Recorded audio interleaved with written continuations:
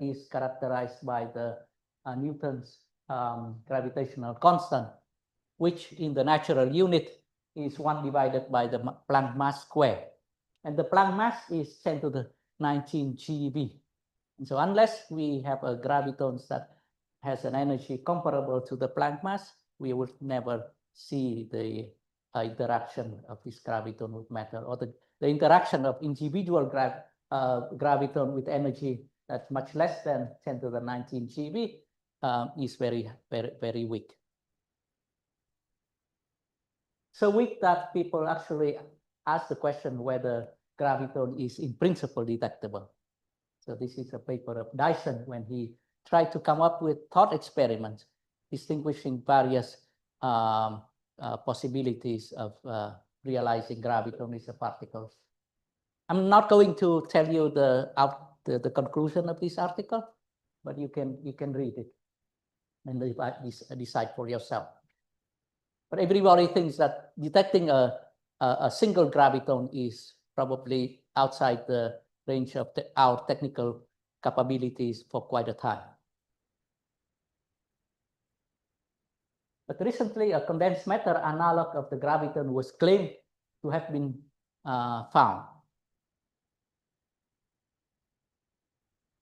And here is the press release from Columbia University, saying researchers find the first experimental evidence for graviton-like particle in a quantum material. The result was based on the pioneering work of the late Columbia Professor Aaron Pinchuk. And here's the title of a more popular article: Graviton-like particle observed in quantum material for the first time. To explain what happened in this experiment, let me tell you in a few transparencies the experimental, the background setup, that is quantum Hall effect. So the quantum Hall effect is following physical phenomena. Let's imagine that we have a sample, and here let's imagine it's a two-dimensional sample, that we have electrons that move in a two-dimensional surface. And let's subject this piece of material to a magnetic field pointing in the direction perpendicular to the two-dimensional plane. And then what was observed is that the direction of motion of charge, or the direction of current, is perpendicular to the direction of the electric field that drives this current. Usually, when we subject the system to a voltage, the direction of the current is parallel to the voltage. But here, the voltage is in the y direction and the current in the point in the x direction. So we can define the ratio between the voltage and the current as the so-called Hall resistivity. When people measure these Hall effect, that is something that is known for a long time, since the late 19th century, in a sample that is very clean and in a very high magnetic field, it was found that the values of the Hall resistivity can have zigzag behavior, like drawn in this graph, while there is a range of magnetic field where the Hall resistivity seems to stay constant. Moreover, that constant is not just any constant, but a combination of the fundamental constant of nature, h and e squared. E is the charge of the electron, and h is the Planck constant. So these plateaus correspond to the Hall resistivity or Hall resistance equal to 1 divided by a number, by integer, times h divided by e squared. The inverse of the resistivity is called the conductivity, and that conductivity is quantized in unit of e squared over h. That large n here is just an integer, that is 1, 2, 3, 4, etc. So that was a very surprising quantum observation. We observed a quantum phenomena in a sample that seems to be not a lot of these values of the conductivity does not depend on the detail of the sample, on the detail of how we attach the lead to the sample, how we how on the material that sample is made of. It was then realized that this quantum Hall effect, the so-called integer quantum Hall effect, is related to very well-known properties of electron in a magnetic field, something that has been found since 1930s by Landau. If we have electrons in a magnetic field, it moves in a circular orbit.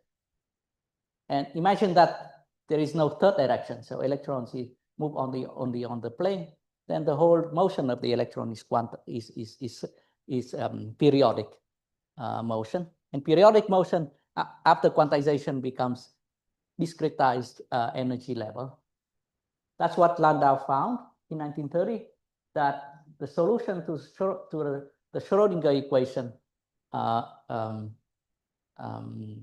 correspond to discrete energy level called Landau level. So the Landau levels have energy proportional to the cyclotron frequency times h bar times the half integer.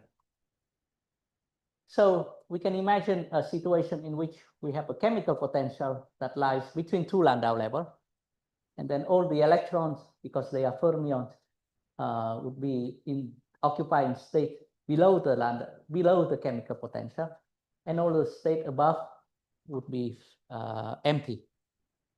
And by doing the calculation of the transport coefficient, one can convince ourselves that this situation would correspond to a whole conductivity, that is the ratio of the current to the voltage, equal to constant times E squared over H. Here's in this case, this constant N will be equal to two field Landau levels.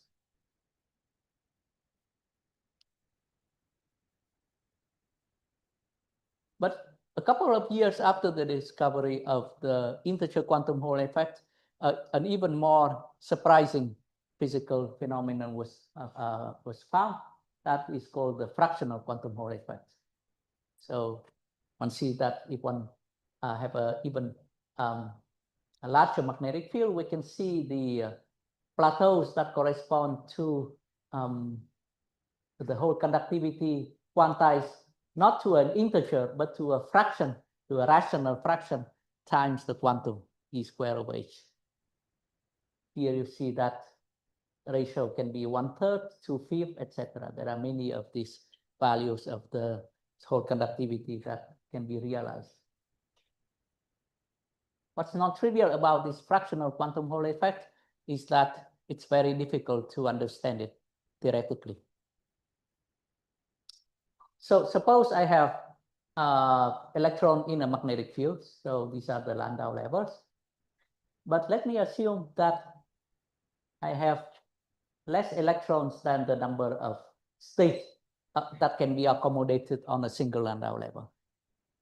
Let me define the filling factor, that is the ratio of the number of electrons over the degeneracy of the Landau level. Then if nu is less than 1, that means that there are many different ways to populate the lowest Landau level orbitals by the electrons. So here I have 6 Landau level, 6 orbitals with 2 electrons. There are, you can see that there is combinatorically, there is 6 times 5 divided by 2 ways of putting, 15 ways of putting electrons among these orbitals. And by scaling the size of the system to be very large, you see that there are an exponential number of states with the same energy. So clearly there is a large, without interaction, we cannot distinguish between these states. The interaction between the electrons is the only thing that determines which linear combination of all these states with the same energy that eventually becomes the ground state of the system. The problem seems to be hopeless from the theoretical point of view, but experiment seems to indicate that there are some simplicity in the solution. In particular, one of the striking features that experiments tell us is that the ground state is gapped. That is, it is separated by a finite energy gap for particular value of nu. Is nu, for example, nu equal 1/3 or nu equal 2/5, we would have a situation in which the ground state is separated from all the other state by a finite energy gap that doesn't go to zero as you scale the size of the system to infinity.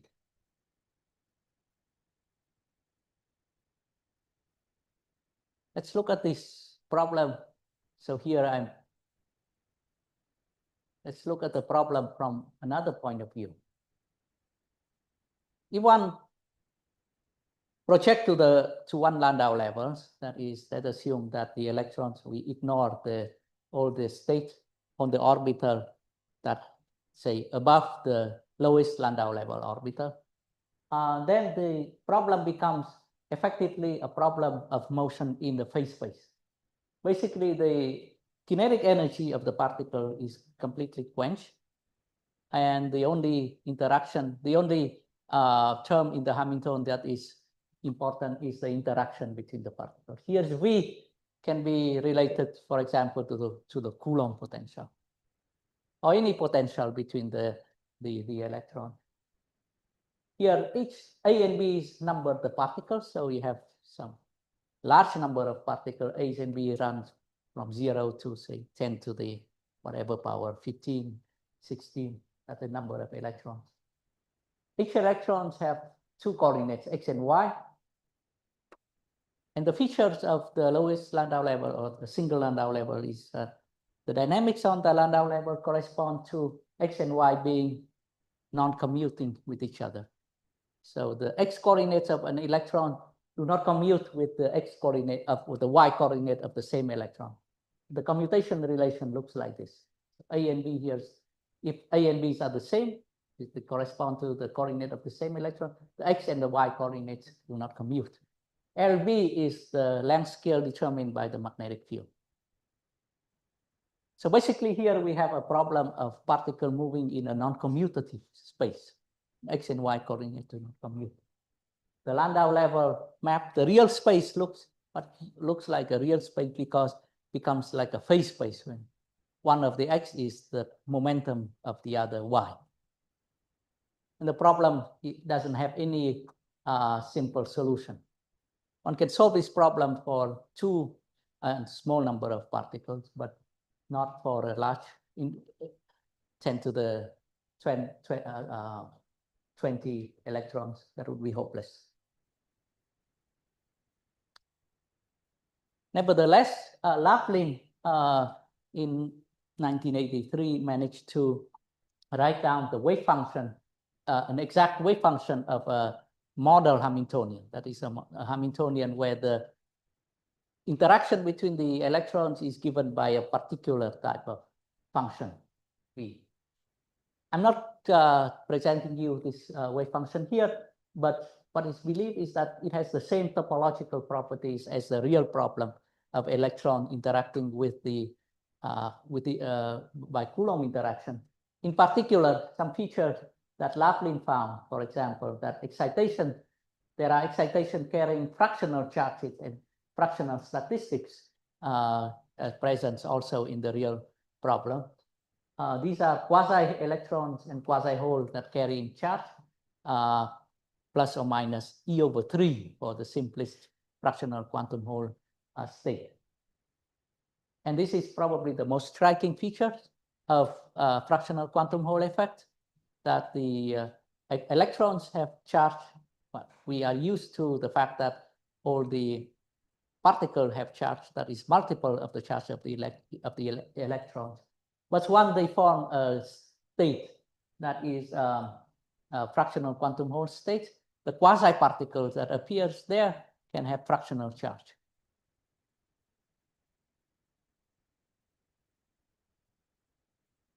But the rest of my talk is going to be about a neutral excitation, excitation that carries no charge. So these excitations in the fractional quantum Hall effect was first first proposed theoretically by Gervin, McDonald, and Platzman in 1986. What they did was to transfer the Feynman's theory of superfluidity to the fractional quantum Hall effect.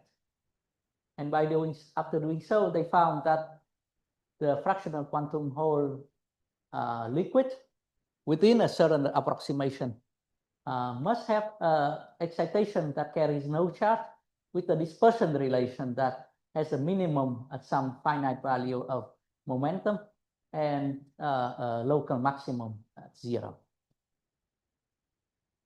So they call that magnetoroton in analogy with the roton in superfluid helium, which has a minimum, local minimum in its dispersion relation. In contrast with the usual phonon with the usual with helium-4, the dispersion relation doesn't go to 0. The theory remains completely gapped. This neutral excitation costs finite energy, always costs finite energy to excite. So one interpretation of these phonons, this was proposed by Shouqian Zhang in 1992, is that at large value of Q, this excitation can be thought of as a bound state of one quasi-electron and one quasi-hole. So they have a charge plus E over 3 minus E over 3. So in total, the charge is 0. And one can argue that as momentum goes to infinity, the distance between these two charges has to go to infinity. And so near the minimum, we have a dipole with a size that is smaller than it here. And Shouqian Zhang speculated, well, at least proposed that the way to think about the magnetoroton near 0 is that it's a bound state of two quasi-particle and two quasi-hole. There is a reason why we need two instead of two pairs of quasi-electron and quasi-holes, and I will try to explain to you a little bit later.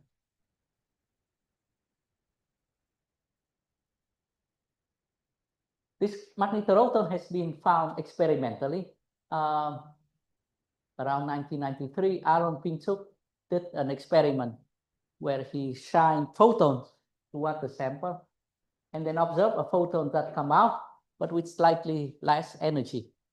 The photon come in with energy E, photon coming out carrying energy E minus delta. That means that we have excited something on the sample with energy delta. This technique is called Raman scattering. Using Raman scattering, one can measure very easily the energy of the excitation with 0 momentum. To make sure that the momentum is 0, we need to make sure that the photon comes in and come out with at the right angle with respect to the sample. But by changing the angle, one can also map out part of the dispersion curve. And the result is that we have a dispersion curve that's similar to what theories have derived. But at 0 momentum, there is a very interesting properties of these quasi-particles that one can discuss. That is the spin of the quasi-particle. The reason why at 0 momentum the spin becomes well-defined is very easy to understand. The total angular momentum, if we have a state, then it has a finite angular momentum. And the total angular momentum can be divided into the orbital momentum and the spin S. If the momentum of the particle is 0, then we are sure that the orbital momentum is non-zero. It is always 0. And all the angular momentum can be identified with the spin. The identification, the division between orbital and spin become less clear if the particle has non-zero p. Then we need to know what is the precise location of the center of mass of this particle in order to divide the total angular momentum between orbital momentum and spin. So the total angular momentum is equal to s when p is equal to 0. So for this particle, here one can ask what is the spin of that particle. So, and for a long time, I think the people didn't ask this question. But the answer to this question is quite striking. The spin of its magnetorotons that was observed in experiment is not trivial 0, but it is either 2 or -2, depending on the quantum Hall state.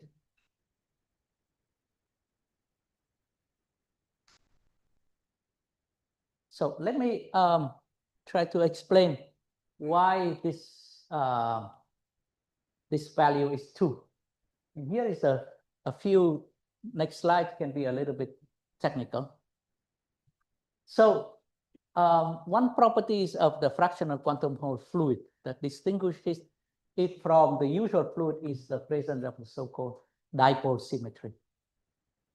So recall that on the lowest Landau level, the Hamiltonian of the system is just the sum of the interaction energy between the particles.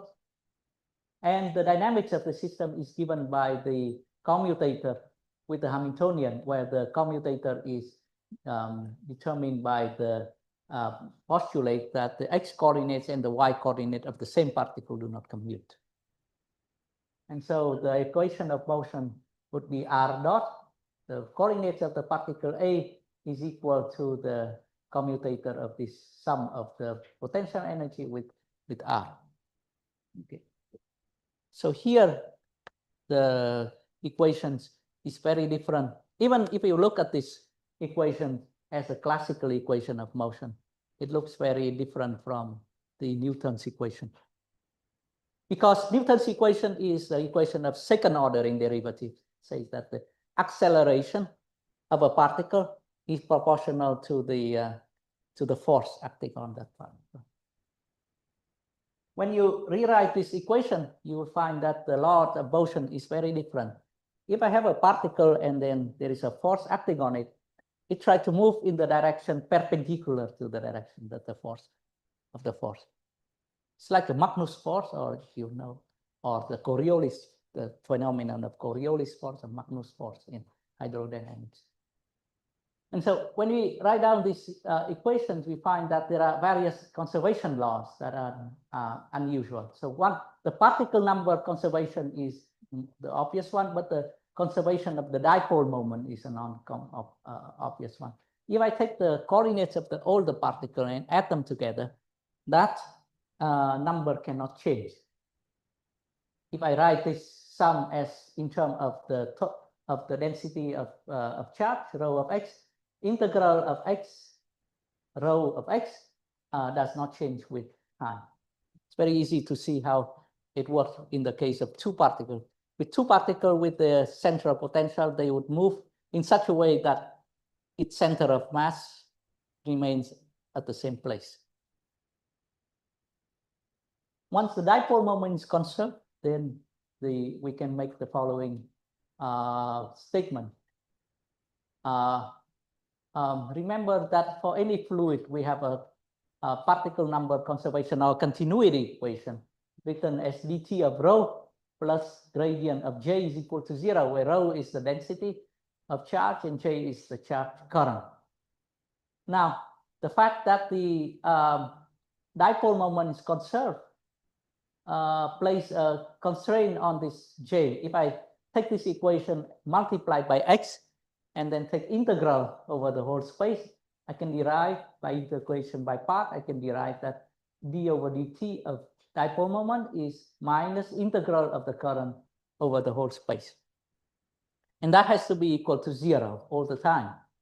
And the only way that it can be 0 is that it is, at least for a gap system, the only way that it can be 0 is that it's by its own, the current is the derivative of a tensor.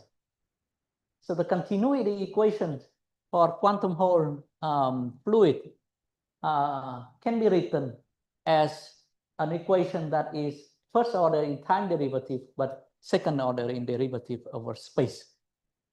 So there is a very this is a situation that by unusual, it's encountered also in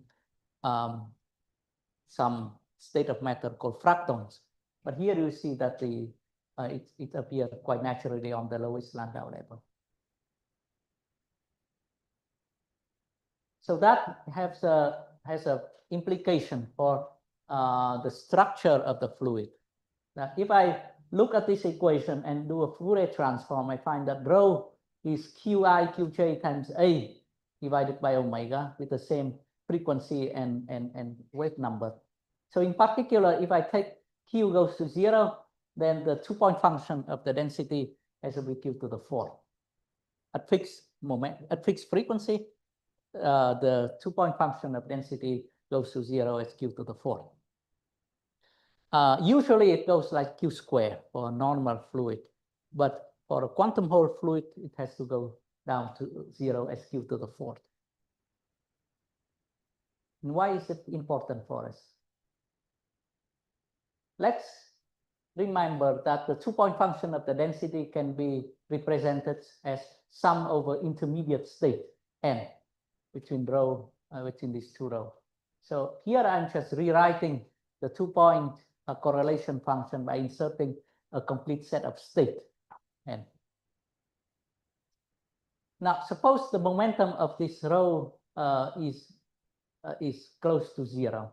All this excitation near 0 momentum can be classified by spin. And doing a little bit of algebra with the representation of the rotational symmetry, one can show that the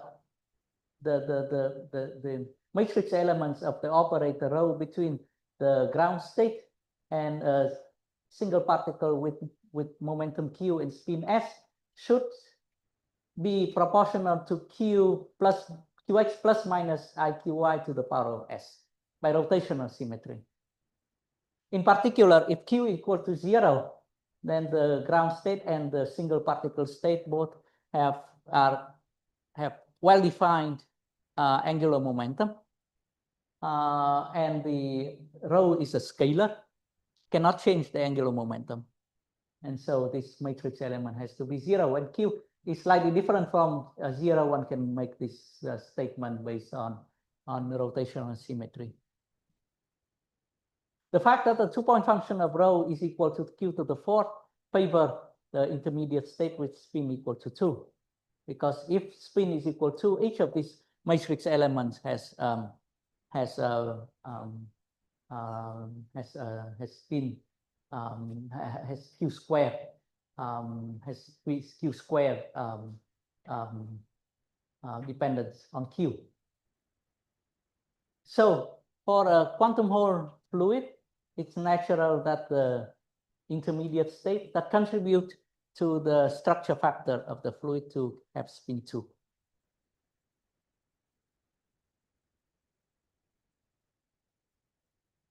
So now one can ask, can one excite this spin 2 excitation experimentally? So the first proposal that comes to mind, at least come to minds of theorists, is to use gravitons. The way to do that is the following. So we want to excite a state with some quasi-particle in a sample with spin 2, and we have real particle in nature with spin 2, that is graviton. So if we can shine a beam of gravitons carrying energy, and we tune the energy of the graviton to be exactly the same energy as the energy needed to create this quasi-particle on the sample, then we would create that magnetorotor. And using the circular polarized graviton, we can try to excite quasi-particle with spin +2 or spin -2. +2 and -2 refer to the projection of the spin of this quasi-particle on the z-axis. Okay, so this is from my grand proposal. You have a source of gravitons, and then we shine on our sample. Okay, so that is the most straightforward proposal, but very unrealistic. The more realistic proposal would be to use Raman scattering. So the idea is the following. So the idea is that there is a formula that I saw in one of the recent talks by people doing amplitude in gravity. They say that a gravity is actually great gauge theory square. And so the formula that they have, I have it somewhere, 2 = 1 + 1. So we are going to use that formula here.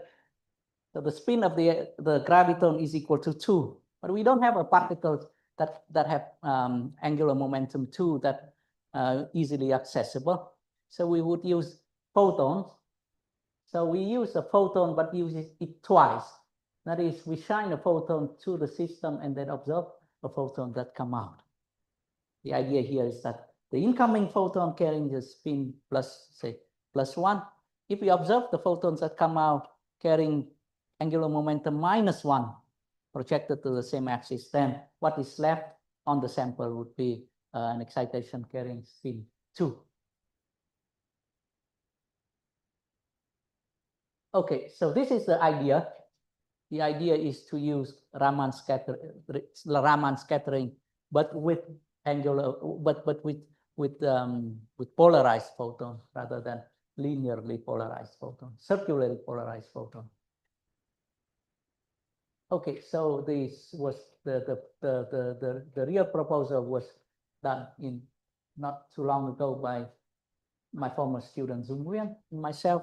And one of the subtlety that we have to overcome is that everything is good in the mind of idealized theorists, but the real crystal doesn't have a rotational invariance. It has a cubic symmetry. So the symmetry of the symmetry of the cubic lattice allows us to measure the angular momentum only mod 4. So we can distinguish spin 2 from spin from spin 0, but 2 and -2 in principle is the same spin. But we did the calculation, real calculation using the known band structure of gallium arsenide and found that the effect of the breaking of rotational symmetry is actually small. So in fact, in practice, we can distinguish spin 2 from -2.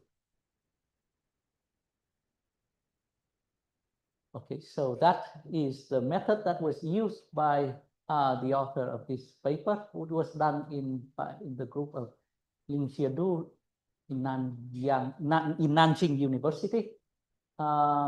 And the experimental setup is exactly the same as what was proposed. There are 4 possible polarization of the incoming and outgoing photons: right, left, right, left, right. And what was found is that there is a peak that corresponds to one particular value of the spin of the excitation that appear only in one of these 4 setups. Here correspond to S = -2. It's right, and doesn't appear in 3 other possibilities. So this is then identified with the spin 2 quasi-particles. Now, we have argued that the spin of this quasi-particle has to be 2, but we didn't say whether it has to be +2 or -2. And the experiment seems to indicate that there is only one sign of spin that is favored. In particular, they found that for nu = 1/3, 2/5, the spin of the excitation is -2, and nu = 2/3, 3/5 is +2. So if it was a graviton, then it's some kind of a chiral graviton. There's only one sign of the of spin. And that can be also sort of one can try to explain it theoretically. And here is a couple more technical slides. if I define the rate of absorption of left-handed and right-handed gravitons by rho omega and rho bar of omega. So I imagine back that we can conduct an experiment when we shine graviton toward our sample and measure the absorption rate as a function of omega and rho bar omega. This would correspond to some spectral density of different components of the stress tensor. Then one can derive a certain sum rule, and the sum rule is written here. The integral of the difference between these two absorption rate is some number that is known.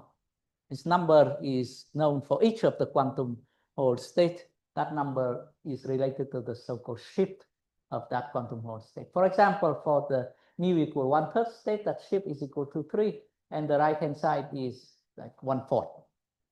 Not 0. That means that there is an imbalance between the spectrum of spin 2 and spin -2 intermediate state. The simplest possibility to saturate this sum rule is to have one absorption rate to be 0, the other has a peak at omega equals some omega 0. So one cannot argue that this seems to be just a simplest possibility. It corresponds to a single quasi-particle carrying spin 2 of a well-defined spin that saturates the sum rule. So numerical simulation seems to confirm that in a mu equal 1/3 state with Coulomb interaction, one of the spectral density is much less than the other. So one of the spectral density is represented by some very small noise here, and the other density are all this big peak in this numerical calculation. So one can sort of understand why the chirality of the gravitons is. So the experimentalists that observed this mode call this mode the chiral gravity mode. That chiral gravity mode differs from the usual gravitons that Bernstein worked on in two key aspects. First of all, it's massive, and secondly, it's chiral. So it has only one circular polarization and it has a mass. But I'm going to show you that it's possible to construct a theory that has some flavor of Einstein theory of gravity that satisfies both these conditions. It has a massive graviton and chiral. The idea here is to satisfy oneself with less gauge symmetry than Einstein's. Instead of writing a theory of the metric, space-time metric, let's declare that time is absolute. And instead of imposing the symmetry under all spatial diffeomorphism, that limit ourselves to invariance under area-preserving diffeomorphism. And the reason why we have only area-preserving diffeomorphism is probably because we have a magnetic field, and the magnetic field fixes the area of all the transformation that the theory is invariant upon. So if one write down linearized theory of gravity as, for example, Bernstein worked in the 1935, imposing these very restricted set of gauge invariants, one see that in addition to the usual terms that involve the curvature tensor, there is one chiral and Chern-Simons type of term that one can add to the Lagrangian. And that Chern-Simons term actually is enough to generate a mass for the graviton and make it chiral. One can also add an additional contribution to the mass by adding by Higgsing the gauge symmetry. That also can be done in a way that is consistent with all the symmetry. Okay, so maybe I'm running out of time. So let me give you one additional prediction of theory. So the prediction is that one can argue that for quantum Hall state near nu equal 1/4, for example, nu equal 2.7, near nu equal 2.9, one graviton is not enough to satisfy the sum rule. And the minimal model has two gravitons with opposite chirality for nu equal 2.7 and the same chirality for nu equal 2.9. That has been confirmed in numerical simulation, but we are still waiting for experiment to confirm it. So let me conclude my talk. Graviton is a quantum of the gravitational field. It has spin 2, but it has not been found experimentally, but a chiral and massive quasi-particle with spin equal to 2 has been found in fractional quantum Hall system. It's a can be thought of as a condensed matter analog of the graviton, which has a which now is massive. An open question, an open interesting question, I think, is that could there be a closer analogy between gravity and solid state physics? We know that there are materials where the low energy excitation are photons, some sense of emergent photons with massless, gapless photon. Could there be a material in which we have gapless gravitons propagating inside a piece of solid? So thank you very much.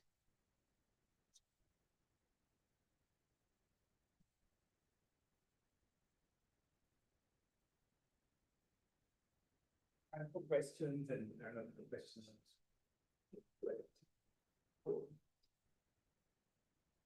There's one question here.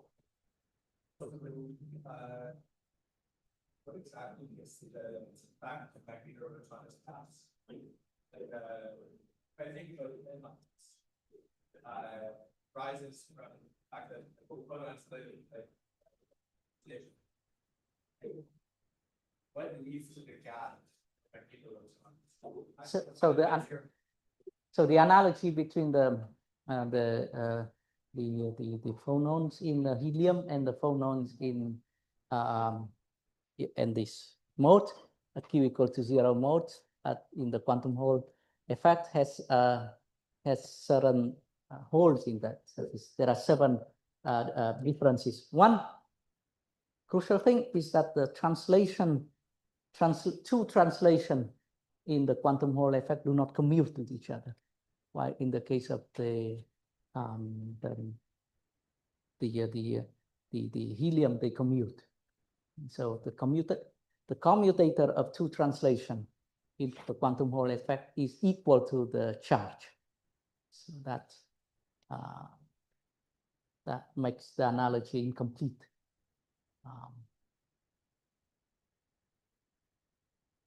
One can realize this symmetry using a gapless mode, but in the case of some quantum Hall state, there is just no excitation that realizes this symmetry.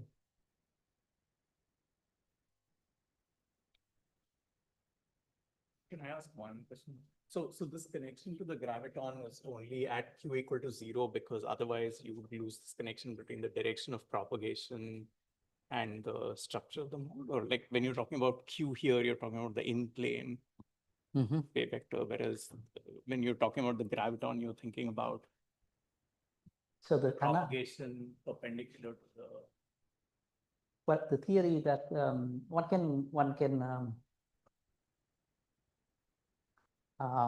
can try to construct the theory that describes the magnetoroton not only near Q equal to 0, but in the vicinity of Q equal to 0. So one problem with this kind of approach is that there is usually no separation of energy scale between the energy of the magnetoroton and the energy of all the other states.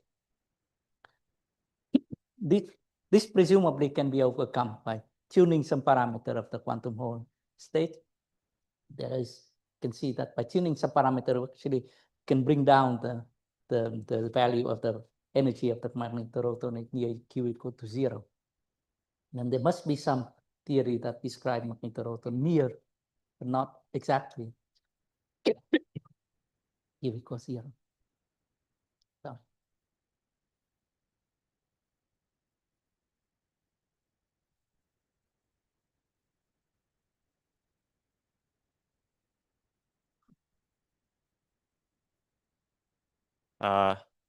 wait, does this work? Oh, okay, yeah. Sorry. So is the shift ever equal to 1? So in your sum rule, you found that the right-hand side was shift minus 1 divided by 8. Is shift ever equal to 1? so there is one phase where I know the shift is 1. So the so-called pH Fabian phase of nu equal 1/2. That phase is particle hole symmetric. So when it's particle hole symmetric, actually these two functions have to be exactly equal to each other. The shift is equal to 1. And now, in that case, we might have to have two different gravitons with two different chiralities. Okay. And also, does the chirality of the graviton flip if you change the sign of the magnetic field? Yeah, but it's a trivial flip. We change the sign of the magnetic field. It's basically you just rotate everything, and then the sign of spin change. Okay, thank you. So are there similar things, like, for example, you might say, well, can I discuss things like, oh, I create 2 of these excitations and they can scatter or something like, are there analogues to that in quantum form, or like look at scattering of gravitons off of each other or something? Yes, so this is one of the puzzle. So in principle, it's believed that in gallium arsenide, it's a simple quantum Hall state with Coulomb interaction. That state is unstable toward decaying into 2 excitation near the minimum.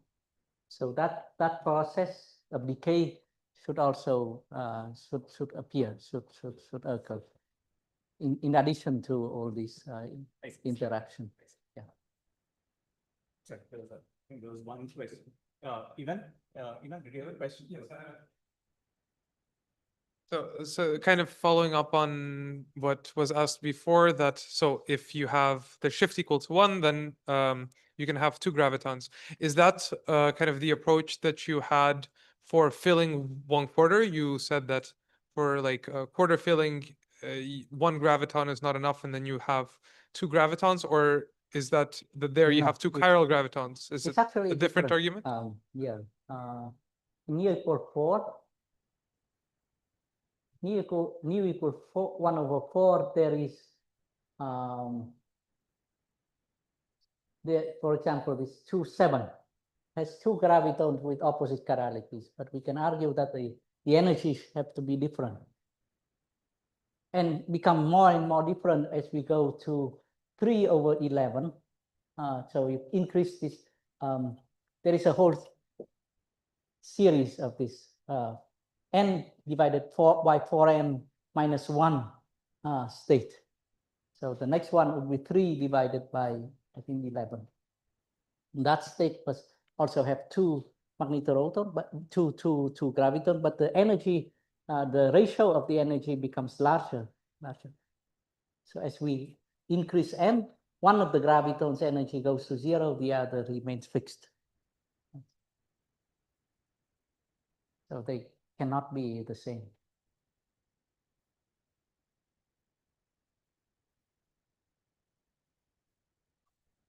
There are no other questions, and let's thank the, oh, sorry, did you have a question? Maybe. I don't think it's a good question, but what would be the process necessarily for like, I may have just misheard something, but just like selecting like in your experimental apparatus for like different chiralities and like how So like you were mentioning, like you were like still looking for like experimental like results for like a model of two gravitons. Like what would exactly need to change about the current experimental apparatus for like the previous results to go ahead and like I try? think these states are a bit less stable than the mu equal 1/3 or mu equal 2/5 or Oh, 2/3 state. So they have to, I think they have to go to lower temperature. They would have to go to lower temperature to do this experiment. All right, thank you. Right, maybe we should thank Professor Son for Okay.